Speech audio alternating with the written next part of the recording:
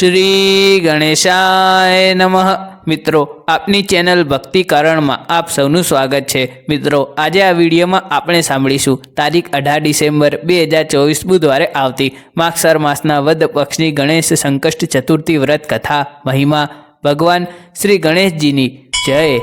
ભગવાન શંકર અને માતા પાર્વતીજીના નંદન ભગવાન શ્રી ગણેશજીને આપણે સૌ વંદન કરીએ છીએ। રિદ્ધિ સિદ્ધિના દાતા, લાભ શુભના પિતા, સંતોષ ધન પ્રદાન કરનાર દેવતા, સર્વપ્રથમ પૂજનીય ભગવાન શ્રી ગણેશનું આપણે સૌ પૂજન કરીએ છીએ, વંદન કરીએ છીએ કે જેથી જીવનના સર્વે સંકટો, બાધાઓ, કષ્ટો મટે અને જીવન સુખી રહે, જીવન પણ સાર્થક થાય, અંતમાં શુભ ગતિ પ્રાપ્ત થાય। એ માટે સર્વપ્રથમ પૂજનીય ભગવાન શ્રી ગણેશનું સ્મરણ કરવા માત્રથી સર્વે સંકટો, વિઘ્નો મટે તો પછી વ્રત ઉપવાસ કરવાથી તથા પ્રભુની ભક્તિ કરવાથી તો કઈ વસ્તુ પ્રાપ્ત ના થઈ શકે જીવનમાં। મિત્રો, ભગવાન શ્રી ગણેશને ચતુર્થી તિથિ અત્યંત પ્રિય છે, ચાહે શુદ્ધ પક્ષની ચતુર્થી હોય કે વદ પક્ષની। ભગવાન શ્રી ગણેશનું ચતુર્થી તિથિએ પૂજન અર્ચન કરીને વ્રત કરાય તો પ્રભુની કૃપાથી જીવનમાં મંગલ જ મંગલ થાય છે।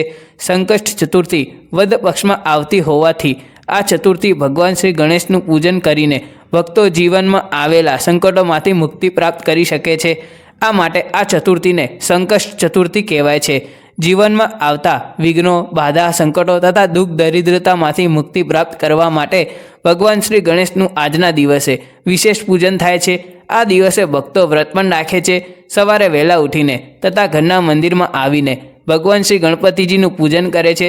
ધૂપ, દીપ, નૈવેદ્ય, પુષ્પ, હાર, ફલ, ફૂલ, દુર્વા, ચંદન, સિંદૂર, કંકુ, અબીલ, ગુલાલ આદિથી ભગવાન શ્રી ગણેશને પીળા વસ્ત્ર અને પીળા ફૂલ ચડાવાય છે। મોદકનો નૈવેદ્ય ધરાવાય છે। અંતે ભગવાન શ્રી ગણપતિજીની આરતી ઉતારાય છે। આમ કરવાથી સુખ અને શાંતિની પ્રાપ્તિ થાય છે। આ દિવસે વ્રત કરનારે ફલ આહાર કરી શકાય છે। આ દિવસે સાંજે જે ચંદ્ર દર્શન કરવાનો ખૂબ જ મહિમા છે। ચંદ્રમાના દર્શન કર્યા પછી ભગવાન ગણેશનું સ્મરણ વંદન કર્યા પછી એક ટાઈમ સાત્વિક ભોજન પણ લઈ શકાય છે। આ વ્રત કરનારે વ્રત કરવાનો સંકલ્પ સવારે જ કરી લેવો કે પોતે ઉપવાસ કેવી રીતે કરવા માંગે છે તથા ફલ આહાર કરવા માંગે છે, નકરોડો વ્રત કરવા માંગે છે કે પછી એક ટાઈમ ભોજન કરવા માંગે છે। જો એક ટાઈમ ભોજન કરવાના હોય તો સાંજે ભોજન થાય અને આખો દિવસ ચા, કોફી લઈ શકાય છે। બહાર ગામ જવાનું હોય તો પણ આ વ્રત કરી શકાય છે। મનમાં ભગવાન ગણેશજીનું સ્મરણ કરી લેવું અને પ્રભુને પ્રાર્થના કરવી, હે પ્રભુ, મેં તમારું આ સંકષ્ટ ચતુર્થીનું વ્રત કર્યું છે। આ વ્રત કરવાની મને શક્તિ આપજો। આપ મારી ઉપર પ્રસન્ન થાજો। મારા જીવનમાં આવતા રોગ, ઋણ, દુઃખ, દરિદ્રતા, વિઘ્નો, બાધામાંથી મને મુક્ત કરાવજો। હે પ્રભુ, મારી ઉપર સદૈવ પ્રસન્ન રહેજો। આવી રીતે પ્રભુને પ્રાર્થના કરવાની અને સંકલ્પ કરીને કાર્ય આરંભ કરવું। આવી રીતે આ સંકષ્ટ ચતુર્થીનું વ્રત ઘણું સહેલું છે। મિત્રો, સંકષ્ટ ચતુર્થીના વ્રતનું મુહૂર્ત પણ જાણી લઈએ। માગસર માસના વદ પક્ષની ચતુર્થી 18 ડિસેમ્બર 2024 બુધવારે સવારે 10:06 આરંભ થાય છે અને આ ચતુર્થી તિથિ 19 ડિસેમ્બર 2024 ગુરુવારે સવારે 10:02 પૂર્ણ થાય છે। ચતુર્થી તિથિ ચંદ્ર ઉદયની તિથિ મનાય છે, માટે આ ચતુર્થી તિથિ 18 તારીખે બુધવારે ઉજવવામાં આવશે અને વ્રત પણ 18 ડિસેમ્બરે જ રાખવાનું રહેશે। આ દિવસે સંકષ્ટ ચતુર્થીનું વ્રત કરવાવાળા ભક્તોએ ભગવાન શ્રી ગણેશનું પૂજન અવશ્ય કરવું। આ ચતુર્થી તિથિમાં આપણે ચંદ્ર દર્શનનો મુહૂર્ત પણ જાણી લઈએ। આ દિવસે ચંદ્ર દર્શન એટલે કે 18 ડિસેમ્બર 2024 બુધવારે ચંદ્ર દર્શન રાત્રે 8:58 ચંદ્ર ઉદય થાય છે। ચંદ્રમાને અર્ધ્ય આપવું અને ત્યારબાદ પારણા કરવા। આ સંકષ્ટ ચતુર્થી વ્રત એક જ દિવસનું હોય છે। સવારે પ્રારંભ થઈ અને ચંદ્ર દર્શન કર્યા બાદ પૂર્ણ થાય છે। આ વ્રતનું ઉજવણું હોતું નથી, બસ જે આપણે શ્રી ગણપતિજીને નિવેદ્ય ધરાવ્યું છે, પ્રસાદ ધરાવ્યો છે, તે થોડો ગાય માતા માટે કાઢી લેવો અને ગાય માતાને ખવડાવો અને સહપરિવાર સહિત પોતે પણ ગ્રહણ કરવો। આવી રીતે ભગવાન શ્રી ગણેશનું પૂજન સાવ સહેલું છે। આ વ્રત કરવાથી મનોકામના પૂર્ણ થાય છે। જીવનમાં આવતા વિઘ્નો, સંકટો, બાધાઓ દૂર થાય છે। ભગવાન ગણેશજીની કૃપાથી સફળતા અને સિદ્ધિ પ્રાપ્ત થાય છે। ભગવાન શ્રી ગણેશનું આ ચતુર્થીનું વ્રત વર્ષનું છેલ્લું વ્રત છે, એટલે કે આ સંકષ્ટ ચતુર્થી વર્ષની અંતિમ ચતુર્થી છે। ત્યારબાદ 2025માં નવું ચતુર્થીનું વ્રત આવશે। મિત્રો, આ દિવસે ચંદ્ર દર્શન કરવાનો મહિમા એટલો માટે છે કે ચતુર્થી તિથિના દિવસે ચંદ્રદેવની પૂજા અર્ચના કરવાથી જીવનમાં રહેલી નકારાત્મક પ્રભાવ દૂર થાય છે અને ભગવાન શ્રી ગણેશની કૃપાથી જીવનમાં સકારાત્મકતા આવે છે। આ ચતુર્થી તિથિ બુધવારે આવે છે. બુધવાર ભગવાન શ્રી ગણેશજીનો પ્રિય વાર છે. આ દિવસે ચતુર્થીનું વ્રત અત્યંત શુભ અને ઉત્તમ ફળદાયી છે. ભક્તોની સર્વે મનોકામના પૂર્ણ કરનાર તથા વિઘ્ન હરનાર આ ચતુર્થીનું શુભ અને મંગલકારી વ્રત છે. આ વર્ષનું છેલ્લું વ્રત છે. વર્ષની અંતિમ ચતુર્થી તિથિ છે, માટે આ ચતુર્થી તિથિ અત્યંત લાભદાયી છે.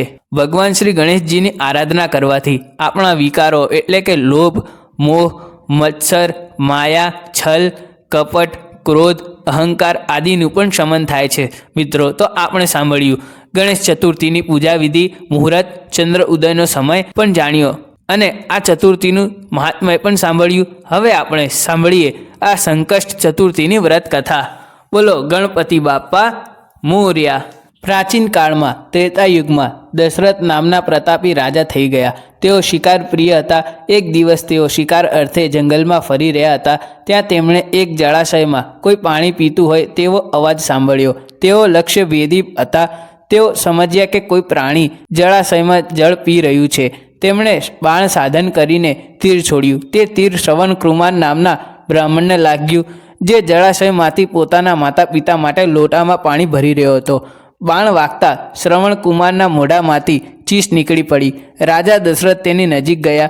શ્રવણ કુમાર પાસેથી વિગત જાણી તે જળનો લોટો લઈ તેના માતા પિતા પાસે ગયા. તેના માતા પિતા આ હકીકત જાણી દશરથ રાજાને શ્રાપ આપ્યો કે અમે આજે પુત્ર શોકમાં મરી રહ્યા છીએ, તેવી જ રીતે તમે પણ પુત્ર શોકમાં મૃત્યુ પામશો. આથી રાજાને ઘણી ચિંતા થઈ. પુત્ર પ્રાપ્તિ માટે દશરથ રાજાએ પુત્રેષ્ટિક યજ્ઞ કરાવ્યો.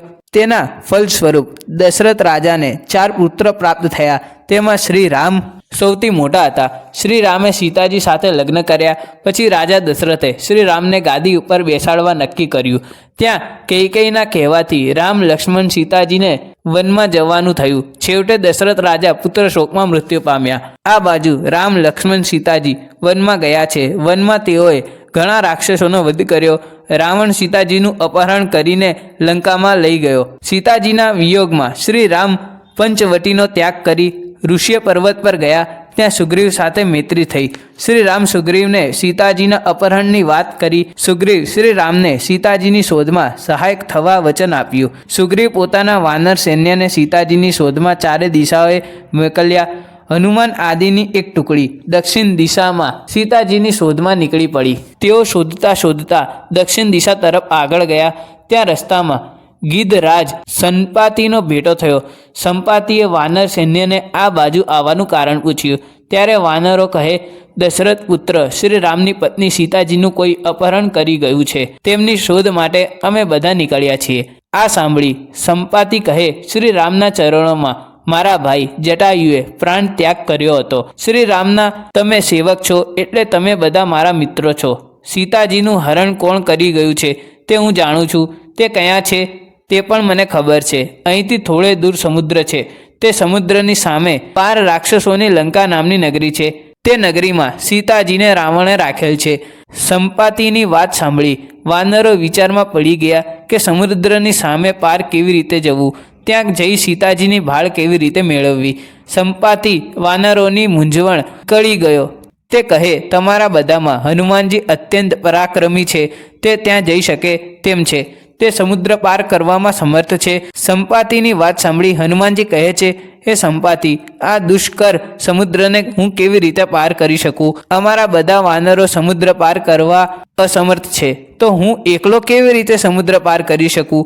હનુમાનજીની વાત સાંભળી સંપાતિએ કહ્યું, હે મિત્ર, તમે સંકટનાશક ગણેશ ચતુર્થીનું વ્રત કરો. આ વ્રતના પ્રભાવે તમે સમુદ્રને પાર કરવા સમર્થ થશો. સંપાતિની વાત સાંભળી હનુમાનજી સંકટ ચતુર્થીનું વ્રત કરવા તૈયાર થયા. તેમણે વિધિવત ગણેશ સંકટ ચતુર્થીનું વ્રત કર્યું. હે દેવી, આ વ્રતના પ્રભાવે કરીને હનુમાનજી સમુદ્ર પાર કરવામાં સમર્થ બન્યા. આ લોકમાં આ વ્રત જેવું સુખદાયક બીજું કોઈ વ્રત નથી. બોલો ભગવાન શ્રી ગણેશજીની જય. મિત્રો, જો આપને આ વિડીયો ગમ્યો હોય તો લાઈક, શેર અને સબસ્ક્રાઈબ કરજો.